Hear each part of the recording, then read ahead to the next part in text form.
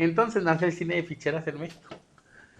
¿Por qué? Porque esto viene como un acto de fregarse la lana. Entonces, Me preocupa la emoción que nos generó a los dos, ¿eh?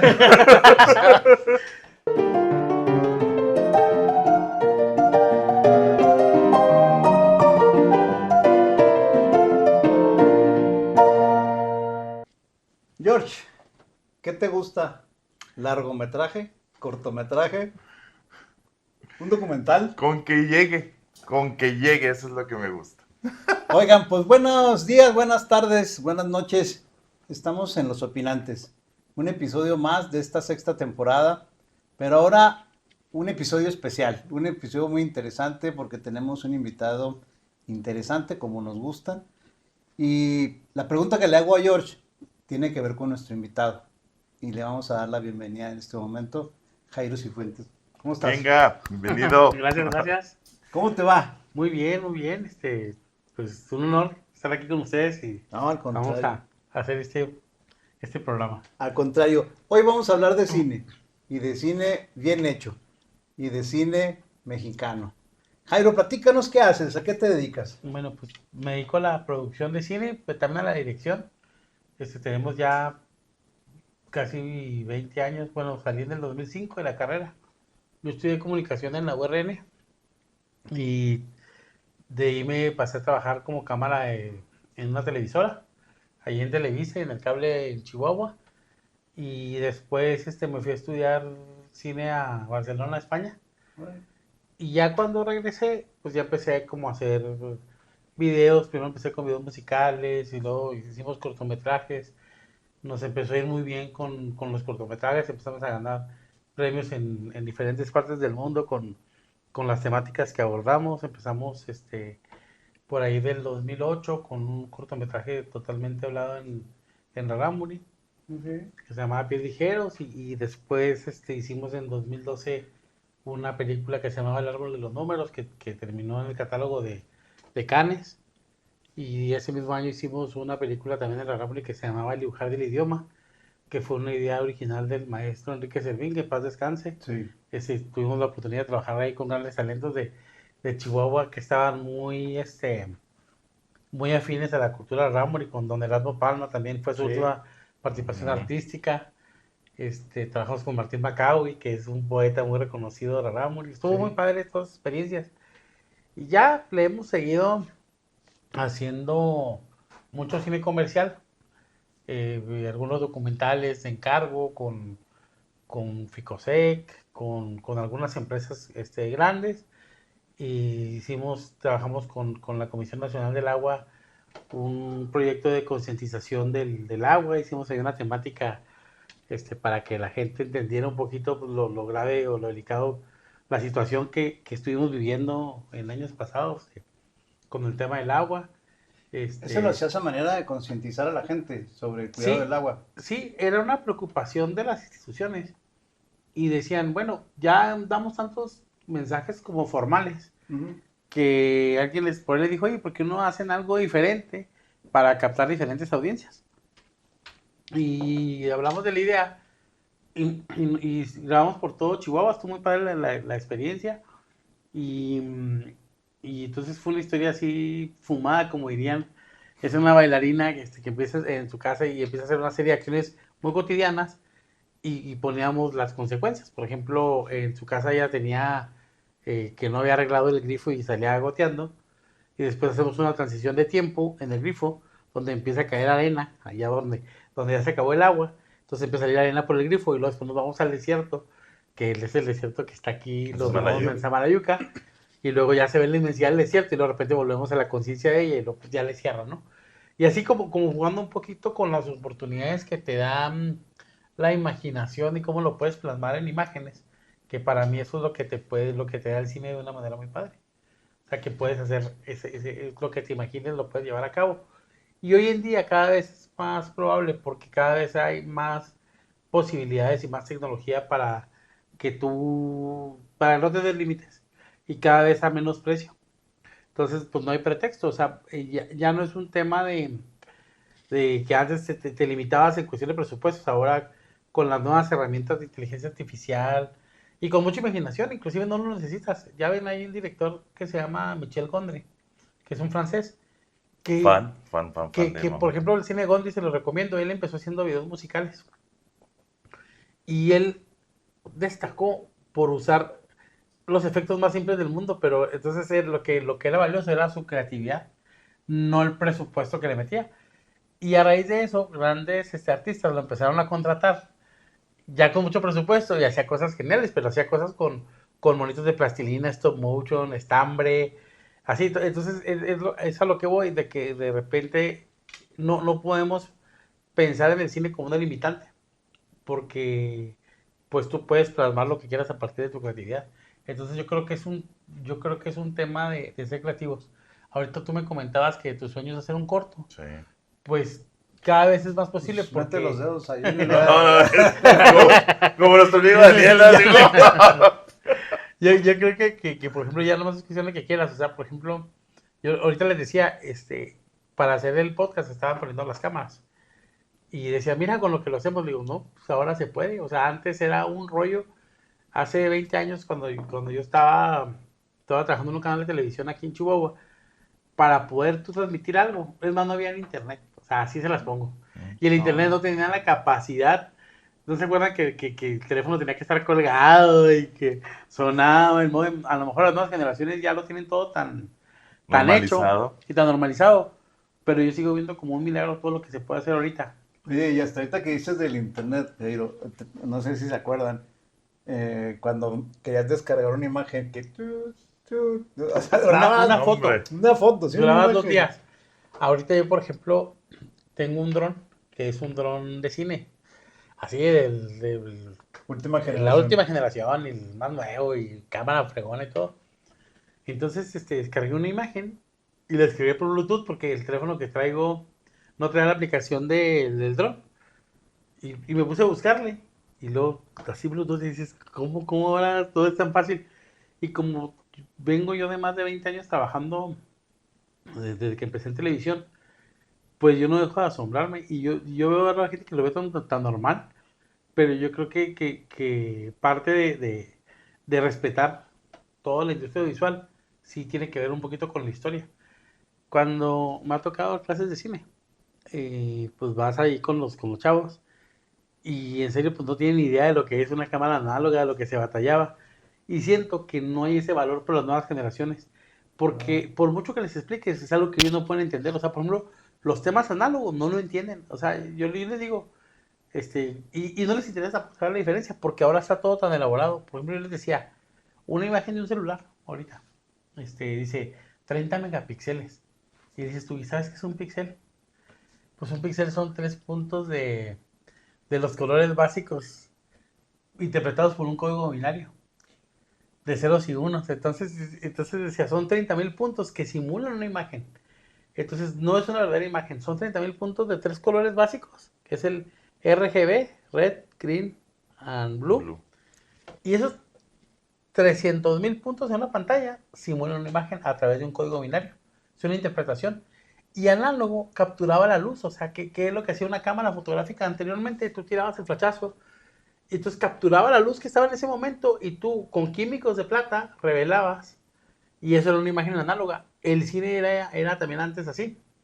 Tú nomás podías grabar 8 minutos porque los rollos nomás duraban 8 minutos, los rollos antiguos. Entonces, por ejemplo, ahorita aquí en este cine así, pues nada más Christopher Nolan, ya que acaba de sacar la película de la Odisea. Y por eso Nolan sigue siendo, bueno, mucha gente no le gusta, A mí sí me gusta, sobre Sí. todo Batman. pero Nolan es una persona que mezcla mucho como lo más moderno que hay, con sus maquetas, con sus explosiones, sí, con lo más clásico del cine. Entonces, es un director que inclusive hay gente que dice que abusa de la técnica. O sea, es sumamente técnico, es una definición que podría ser para él. Hay directores pues que son más tradicionales, más artesanales, pero lo que sí que nos hemos ido alejando mucho de, de la manera como se hacía ese cine. Ahora le llaman como muy artesanal, pero sin embargo creo que lo más importante no deberíamos de fijarnos si es técnico, si es artesanal, sino que tú pudieras disfrutar de una buena película y también les hablaba ahorita de la autoría, ¿no? Que sea un mensaje autorial, que así debiera ser. O sea, que sea el cine de autor. Y me refiero a autor como artista, ¿no? Porque eso estamos platicando ahorita antes de empezar a grabar el podcast, que decíamos si el cine de ahora, tú dijiste la definición de plástico. Ujú. Si es más plástico, si es más artificial, porque antes uno tenía la percepción de que iba a ser una película basada en un libro bueno, en una idea buena, en una imaginación de un productor, pero ahora nos estás platicando, Jairo, que es completamente diferente. Sí, ahora hay un puesto nuevo dentro de las redes productoras o de los streamers que son los que ahorita hacen la mayoría de los contenidos que consume la gente, que es la alternativa del cine y de la televisión, que es el internet. Y estas plataformas tienen un puesto que se llama runner, que no es nada más que alguien que dice, oye, ¿qué quiere ver la gente? Entonces, yo tengo una idea, algo en contra de la democracia. Y se oye muy disruptivo esto que voy a decir. Y luego soy yo, Marta. Marta. Porque tú no puedes hacer democrático algo que tenía un valor personal, o una expresión personal. Y esto aplica en todo, o sea, aplica en política, aplica en varias cosas. Entonces, nos hemos vuelto una cultura tan incluyente que hemos perdido la capacidad individual de la intolerancia. O sea, entonces, de repente le perdimos el respeto a ser intolerantes. O sea, ahora lo que se busca, vamos a ser muy tolerantes, vamos a ser muy incluyentes, ok. Pero si no tenemos el cuidado, cómo lo estamos manejando, pues vamos a terminar viendo puras películas de Omar Chaparro. O sea, y no, y deja tú, o sea, No. déjate, o sea, y me hace- y es como funable comentar, no, yo admiro mucho que este cuate trabaja mucho y todo, y al final de cuentas sí es una industria, pero lo estoy diciendo como un cliché, no como un ataque. Y el Lo producto estoy como un final, ejemplo. pues no. ¿Por qué? Porque son ¿qué están diciéndole? Preguntando a la gente, ¿qué quieren ver? Entonces se vuelve popular. Y cuando algo se vuelve popular, es estar buscando la aceptación. Y el buscar la aceptación, estás cayendo en algo muy fácil.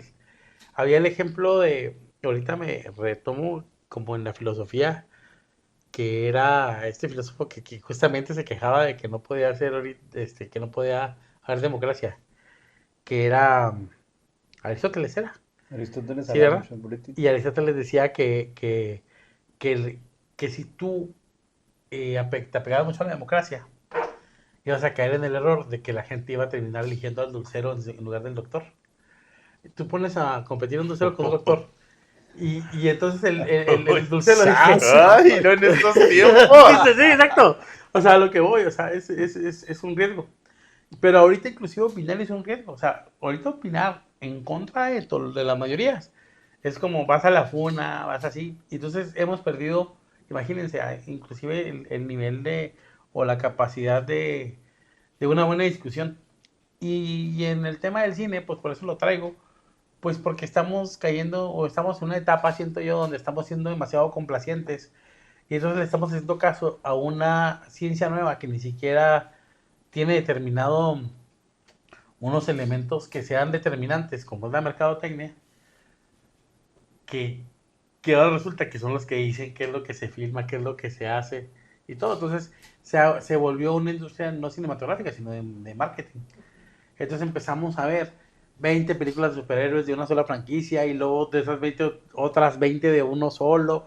Y así, entonces, ¿qué estamos viendo? Pues estamos viendo lo mismo y lo mismo y lo mismo, nomás nos lo están revolviendo.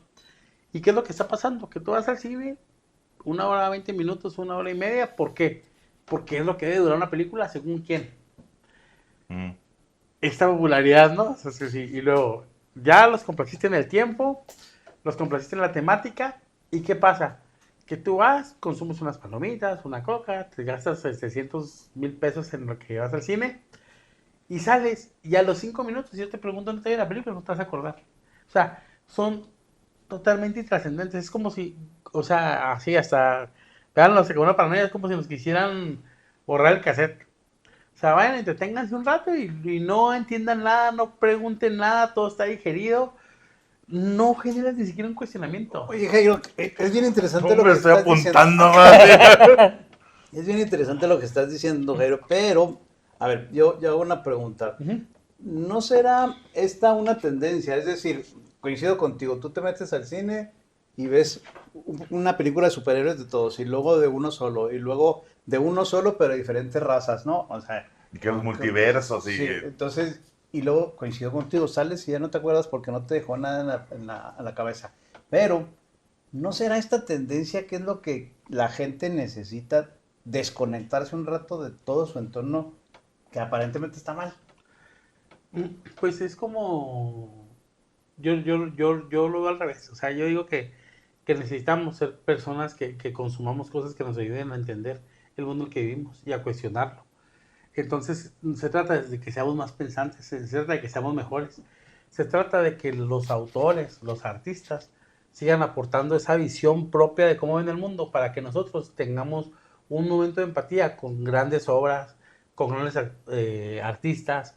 Eh, no- Se lo digo porque, por ejemplo, yo siento que ahorita estamos como en una edad media, Sí. en un oscurantismo, en algo apagados, todos pensando lo mismo, todos pensando igual, abrumados, estresados. Sí, sí, sí. Y yo creo que tenemos mucha vida y cuando tú ves una buena película que realmente se cuestiona, qué padre que no te sientes a descansar una hora y media, o sea, no a dormir tu cerebro, sino a despertarlo y a saber que puedes hacer más cosas y a que eso te genere esa inquietud, porque al final de cuentas yo prefiero una vida inquieta, o Ah, sea, no, de completamente. buscarle a estar buscando nomás entretenerme, o sea, si tú pensabas que el significado a qué venimos como seres humanos a la vida y sería que dices, pues vienes a entretenerte, pues sería un desperdicio de 70 80 años que es la expectativa de vida. Pues entonces obviamente tenemos 80 años, o sea, pues, entonces ya no también todo, y yo un sillón, y comer ricos. Entonces yo creo que lo que nos marca de repente, bueno, en lo personal a la vida, son los grandes retos, los cuestionamientos, la admiración, los valores que genera, los respetos que tienes a ciertas cosas. Entonces, eso es lo que me hace a mí como sentir vivo, y es lo que quisiera transmitir cada vez que se hace un proyecto cinematográfico, o es a donde me gusta Ujú. pertenecer en un proyecto cinematográfico. Fíjate que yo coincido contigo. Sin embargo, por ejemplo, yo tuve una experiencia que hace muchos años fui con una chica al cine. Ujú. Ella estaba súper estresada y le dije, no, vámonos al cine. Eran las últimas funciones, ya a las 9:30, 10 de la noche.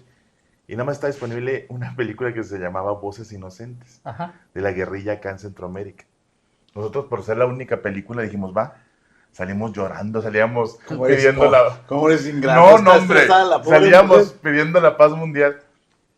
Yo sí siento, y coincido con Mauricio, sí creo que es una área donde o sea, en el esparcimiento, el cine sí está muy, muy posicionado en desconectarte. Porque yo, si veo, no sé, El Lugar Sin Límites en el cine, que tuve la oportunidad de verla en el cine, pero también veo Legalmente Rubia, porque me desconecto. ¿Crees que la premisa primera del cine sería eso, como incomodar o como poner una premisa de pensar? No, Ok. o sea, ese es el cine que yo prefiero. Sin embargo, cuando se creó el cine, desde que se inventó, tenía un objetivo, que fuera comercial Entretener. Es y que es una que industria. entretuviera, ajá, que fuera industria. Entonces, no voy en contra, más bien, o sea, estoy hablando, ahorita me refería, a lo mejor no expliqué bien, en cómo hacen las películas ahora, Ok. en qué las basan. Tú puedes hacer, hay películas súper entretenidas, súper buenas, que no son películas que un estudio dijo cómo se deberían de Ujú. hacer, o lo que la gente prefiriera. O sea, hemos tenido cine de comedia de años, hay películas, es más, el mismo Chaplin, que fue de los orígenes del cine que fundó Hollywood. Son películas geniales, son películas Muy buena. entretenidas, son películas que te dan risa y son películas que generan una crítica. Sí se puede, o sea, a lo que voy, y también te desconecta y también te relaja y todo. Entonces, a lo que voy más bien, o lo que yo estaba ahorita haciendo un señalamiento, es a por qué ahora tiene que ser de esa manera. ¿Por qué Sí. tienes que democratizar y preguntar y hacer una Sí, encuesta eso es muy a bueno. ver qué prefiere? O sea, ¿por qué no sigues dejando que los creativos sigan siendo creativos? Y te apuesto que hay Eso es miles de correcto. Sí. personas que están con sus guiones, con sus proyectos, y llega un cuate de mercadotecnia y te dice, oye, esto no funciona porque trae esto así. O sea, ¿qué tiene de malo que tú se te ocurra una idea Sí. que reúna el 80%, no el 100% como ellos dicen? Y al final de cuentas, ni es cierto. O sea, lo que les digo del marketing. O sea, también nos hacen creer que preguntarle o hacer grupos focales de gente A, gente tipo B, gente tipo C, gente de menos, te va a decir qué es lo que se debe consumir. Y en todo caso también están incurriendo en un error, porque a final de cuentas, cuando usted hace una encuesta tienes un margen de error. Esto es por matemática. Entonces, tomar en cuenta los márgenes de error en los pequeños grupos que van haciendo, el margen es amplísimo. Y hemos visto cuántas de las películas, y esto lo repito, que están a diario en el cine, que consumimos, y más con el problema que tenemos en México, no sé si sabían, se les pasó este dato. Nosotros casi no vemos películas mexicanas en el cine, porque el Tratado de Libre Comercio, cuando se firmó por primera vez, limitó a la producción nacional. Entonces, ellos, fíjate, los gringos, a lo mejor todavía no era tanta cultura de cine, todavía no era ese Cinépolis, que es un monstruo ahora y todo eso. Estaban como que reviviendo el cine, porque hubo un tiempo también muy muerto de la que la gente fuera al cine. No sé si recuerdan ustedes hace 30 años que aquí en Chihuahua había como 10 cines y 9 eran para adultos. Oye, luego unos No cines, sé. unos cines enormes, ¿no? Y de variedades, así como con 3 plazas. Pero no tenían películas. Y las películas nacionales eran de muy baja calidad, porque nosotros, como dato histórico, vivimos, cuando se crea un cine, lo crea un presidente que era Echeverría. Él creó el Instituto Mexicano de Cinematografía, porque decía que México era de los pocos países que no tenía un instituto de cine. Pero como pues eran esos tiempos, en épocas de él nomás se hizo una película cuando se creó un cine, porque era más caro pagarle a todos los empleados del Instituto Mexicano de Cinematografía que hacer películas. Entonces le metieron toda la burocracia y se hizo una sola película ese año. Y después, cuando viene el siguiente presidente, que fue López Portillo, nace el video. Y alguien muy inteligente, que era su hermana, dijo, oye, ¿para qué le metemos 10 millones a una película si podemos hacer 10 de 1 millón con video? Entonces nace el cine de ficheras en México. ¿Por qué? Porque esto viene como un acto de fregarse la lana. Entonces, Me preocupa la emoción que nos generó a los dos, ¿eh? no, y entonces empezaron a hacer películas muy baratas de video, pero presupuestadas como si fueran como cine. Entonces otra vez nos ganó la corrupción, a pesar de que es una época que de alguna manera define un poco una parte, reflejaba una parte de la idiosincrasia mexicana de cierta clase social y generó mucha identidad. Es una parte histórica que no podemos quitar y que le dio una visión folclórica a México hacia afuera. Pues realmente se trataba de un acto de corrupción. O sea, empezaron a hacer películas en video, presentadas como cine. La hermana de este presidente era la directora, se repartieron mucha lana por ahí y se quedó como esta cultura hasta que viene el nuevo cine mexicano. Y el nuevo cine mexicano empieza otra vez, empezó desde que Guillermo del Toro hizo esta de Cronos y empezó como Agua para Chocolate, de Arau. Rojo Carmesí. Rojo Carmesí. Y luego las películas prohibidas que tenían de grandes directores que duraron enlatadas desde que Echeverría no le convenía que se hablara. Es esta parte del cine que, a pesar de todo lo que ha pasado en esos tiempos, corrupción, ahora mercadotecnia y todo, los autores siguen haciendo su cine. Y el cine sigue siendo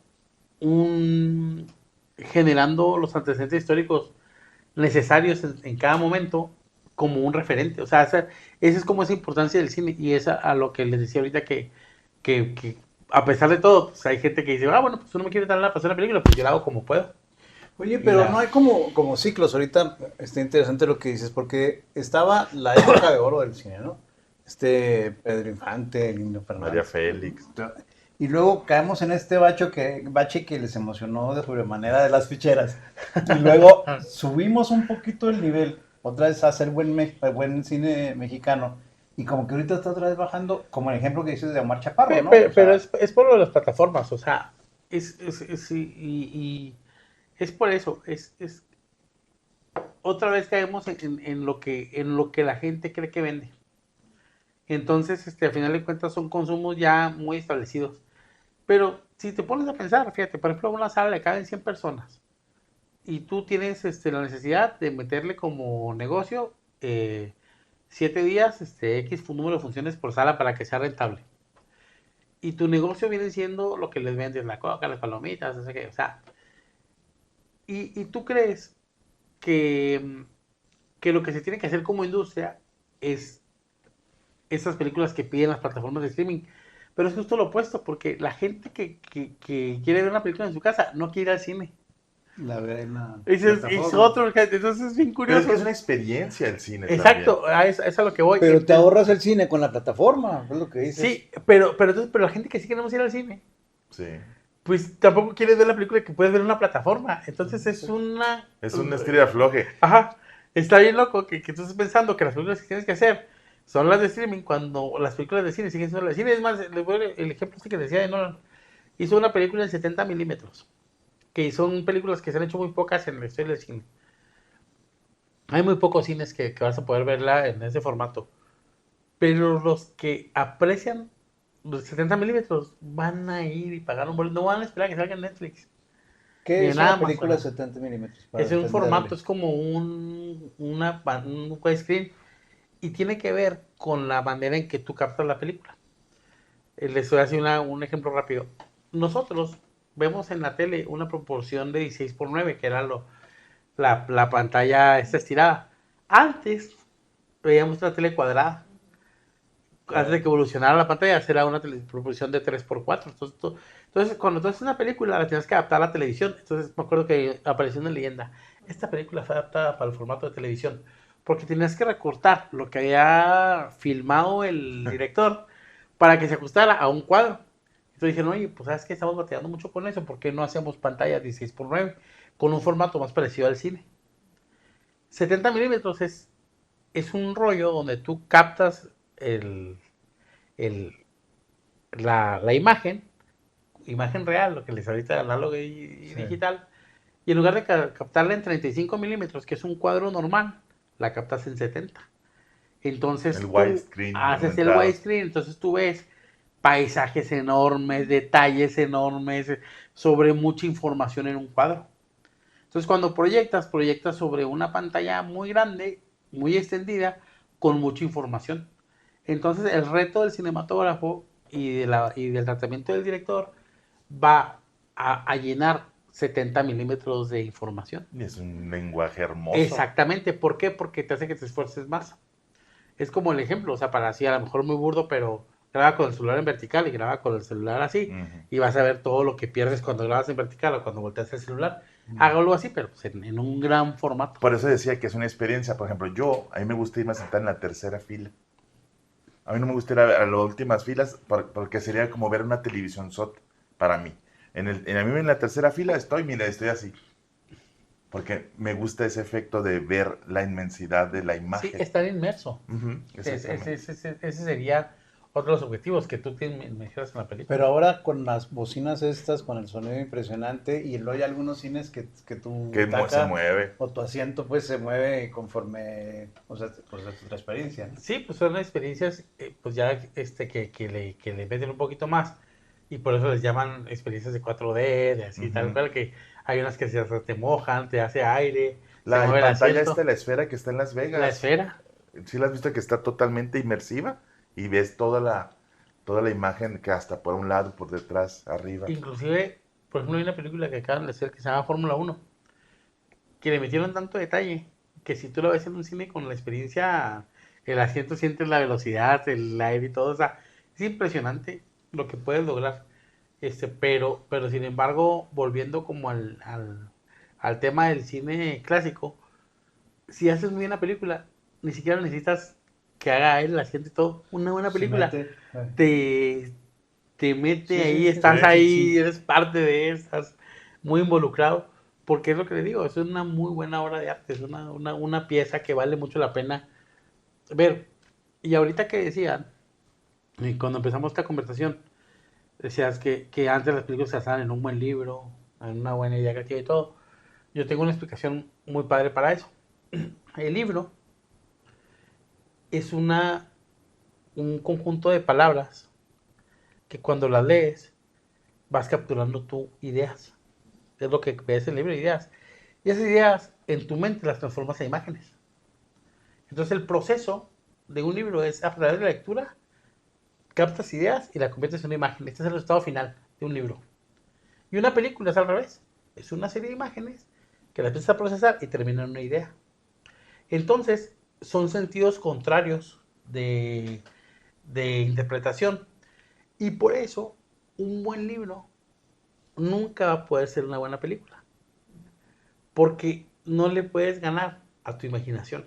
O sea, no hay alguien, no hay ni un director, inclusive ha habido películas muy buenas para mí. Por ejemplo, la película del perfume, que a mí se me hace que lo logró muy bien, pero todos dicen, pero mi película estaba mejor. Es decir, cuando yo leí el libro, estaba mejor en mi mente que en la película. Porque cuando tú empiezas a escribir en un libro, empiezas a decir, se observaba en el campo una casa blanca en medio de varios girasoles. Cada casa blanca es diferente en cada cabeza por sus contextos, por así. Entonces, tú te imaginas una casa de 2 pisos con 4 ventanas y otro nomás tenía 2, otro nomás en una casita. Pero, al final de cuentas, es lo padre de un libro, que te genera tu mundo de imágenes. Entonces, es muy difícil que yo establezca algo sobre tu imaginación.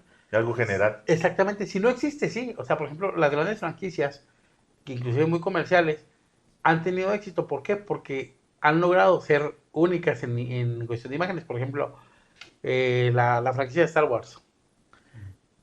Pues no existía nada parecido, o sea, visualmente. Entonces, los sables de luz, esto es fascinante. La franquicia de los cazafantasmas, fascinante. O sea, los rayos, cómo salían, no sé quién se le ocurrió que fueran esos colores y que fuera como algo, o sea, sumamente novedoso. Eso es un atractivo porque no importa. Ahí sí le gana la imagen a una idea, ¿no? Como Matrix, también con sus Exactamente. cambios de las tomas y todo eso. Exactamente. Pero no dejen atrás el laboratorio del santo, que serían los murciélagos con el hilo. Sí, con el hilo. Y el Pero, o sea, sonidito.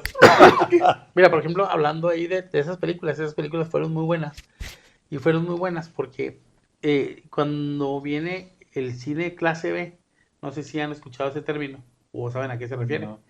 El cine clase B viene a raíz de que cuando viene la Segunda Guerra Mundial, Estados Unidos paraliza la industria cinematográfica. Entonces dicen, pues ¿dónde podemos seguir haciendo? Pues eran cuates que se dedicaban a eso, es mi negocio. Pues vámonos a México. Entonces vienen al estudio de Churubusco y todo a hacer las películas que no podían hacer en Estados Unidos. Entonces vienen con su lanota, con sus escenografías, con los sets y todo. Y empiezan a filmar. Entonces acaban de filmar la película, oye, pues acabamos y pues ahí se acaba todo. Y entonces decían los mexicanos, oye, pues vamos a reutilizar estas piedras y estos monstruos, estos disfraces. Y entonces empiezas a hacer, o cuando ellos descansaban, si la jornada laboral terminaba a las 6, Ellos a partir para el productor, vénganse a las 7, aquí hay todo. Entonces, Yo recojo, así, yo recojo. entonces empezamos con ingenio a utilizar varias escenografías ya hechas. Entonces le llamamos a llamar las películas clase B a lo que se hacía con lo que sobraba otra película. Entonces entonces mucha gente cree que es como un género que se confunde mucho con el cine oscuro. Pero no, el clase B era eso, era cómo reutilizabas. Ay, Entonces no, era Que, como que pasó uno de los ejemplos más llamativos con Dune, la primera versión que se hizo de Dune aquí en México, desde Hollywood, y que después lo utilizaron para una película de Alfonso Sayas, así de que no sé qué, ¿sabes? O sea, Ajá. Y entonces se hizo mucho eso aquí en México por muchos años. Y al final de cuentas, es lo que les decía de la creatividad. Tan así que cuando esa época en México estaba el surrealismo en todo el mundo a un nivel se está explorando artísticamente el surrealismo por varias partes, contemporáneos de Dalí, de todos estos autores surrealistas, muchos mexicanos y todo, vienen estas películas y entonces el Santo logra ganar premios en Francia como películas surrealistas, no sé si sabían ese dato.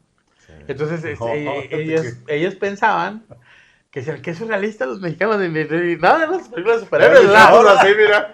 así, entonces era una mezcla entre James Bond y una mezcla entre superhéroe y una mezcla entre todo, pero aparte con el perfil mexicano que es la lucha libre, con la identidad. Entonces decían, pues qué surrealista está este rollo, ¿no? Jairo, estoy emocionadísimo y estoy interesadísimo.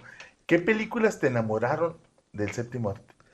Pues como empecé muy, muy chiquito, pues me tocó las épocas de que se rentaban. Las ficheras, No, sí se veían mucho, fíjate, cuando estaba chiquito, pero pues sí me tocó el auge del cine de principios de los 80s. Entonces me tocó todas las producciones que empezaron así que eran las de Superman, justamente las de Star Wars, Cazafantasmas, Rocky, todas estas ok. franquicias que decía, está, pero wow, o sea, qué historias. Y eso me hacía ir a rentar 4 o 5 películas diarias. Entonces vi bastantes películas y yo creo que la primera que me empezó a gustar así, ya como más cine de autor, sin saberlo, fue la de Cinema Paradiso. Mm. Porque al final de cuentas, esa película refleja tu amor por el cine porque es un niño que va todos los días y es muy amigo del cinematógrafo. Entonces, te ves reflejado ahí porque dices, pues yo me gusta mucho el cine. Y entonces el arte tiene mucho eso. No sé si han fijado que, por ejemplo, precisamente ahorita retomando la obra de Dalí, hay muchas obras que se ve un niño observando todo el surrealismo de Dalí pintado. Y en un análisis psicológico de las pinturas decían que Dalí se pintaba a sí mismo como un niño. Y el arte, casi siempre que tú ves un niño, tiene esa explicación que casi es un reflejo del mismo autor. Ujú. Y a final de cuentas, imagínate, tú estás viendo el cine, pues a lo mejor te reflejas tú porque tu parte niño es lo que sigue disfrutando las películas. O sea, no, y ¿a qué me refiero con tu parte niño? Me refiero a la capacidad de asombro que tenemos. Cuando eres niño todo te asombra, tú dices, wow, porque todo es nuevo, así. Entonces vamos haciéndonos grandes, nos vamos amargando, entonces ya no nos sorprende, entonces ya somos acá bien payasillos de que, ay, sí, ya lo había visto, ay, eso está copiando, no sé qué. Y ya pierdes la capacidad de asombro. De Marcela no vas a estar hablando, ¿eh?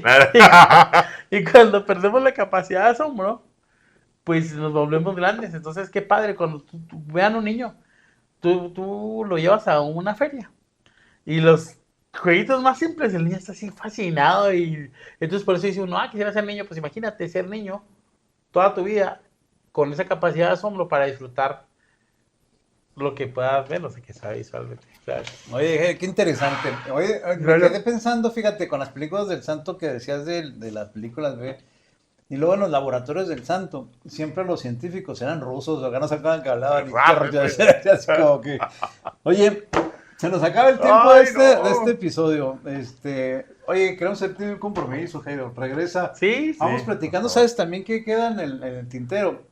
Las películas independientes. Y estos, que son los protagonistas, pero antagónicos de los superhéroes. El sentido social que tienen, ¿eh? Ahorita Sí. que platicabas, hablaba de Batman, que me gustaba mucho por Christopher Nolan, y la imagen del Guasón, ¿no? O sea, también Ujú. cómo genera un tema social. George, ¿cómo cierras este episodio Ah, interesante, con divertido? muchas ganas de seguirle, pero pues no se puede. Oye, esto queda expuesto de que el arte es un lenguaje de historia también, que del arte también te dice lo que nos comentaba Jairo de toda esta cuestión política, de cómo la guerra, de que los presidentes, el arte es un lenguaje también para contar la historia. Eso es grandioso y qué padre que lo pusiste sobre la mesa, Jairo. Muchas gracias. no, gracias Es a una ustedes. joya. Estoy muy emocionado, muy emocionado. Jairo, ¿cómo cierras este episodio? No, muy contento primero porque estuvo buena la plática, o sea, ni se siente como una entrevista, más se siente como venir a exponer varias ideas. Yo también Nos creo faltaron que... los tequilas, ¿no? Pero, Nos sí, faltaron dos cosas. ¡Basta!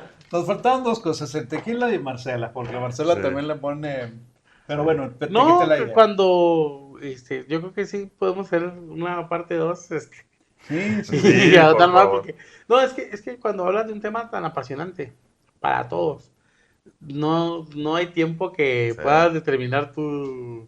Entonces, básicamente va a pasar siempre lo mismo cuando hablan de un tema que te apasiona, o sea, te falta tiempo y sí, muy contento por poder hablar con gente que podamos generar esta apertura de ideas. Qué padre, pues muchas gracias. Este episodio estuvo muy interesante. Yo creo que vamos a tener que aumentarle a nuestro eslogan, el de opiniones inteligentes, personas interesantes. Ahora le vamos a aumentar charlas geniales, ¿eh? Porque estuvo muy bueno el episodio. A nombre de George, de Marta, de Jairo, de Marcela, que no nos pudo acompañar ahora porque ella también trae una agenda cultural importante que ni siquiera está ahorita aquí en Chihuahua, pero ya cuando regrese nos platicará todo lo que estuvo haciendo, aprendiendo y desarrollando.